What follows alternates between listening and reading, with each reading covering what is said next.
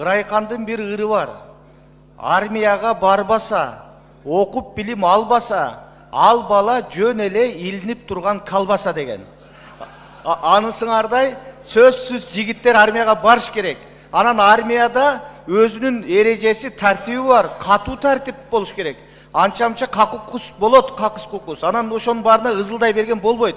Албетте эми чектен ашып кеткен учурларда аны атайын комиссия текшерип тийиштүү жазаларын берет. Бирок армия катуу болуш керек. Армияда тартип болбосо, анча-мынча какус кукус болбосо, анда ал жөн эле бир эс ала турган же окуй турган жай эмес. Ал жерде кызмат өтөгөндө мындай жигиттер ошон менен бышат. Анан болор болбоско эле коомчулук кээде ызылдап чыга калганда туура эмес. Эми аша чабып кеткен учурларды албетте көз алдында калтырбай жазалайбыз.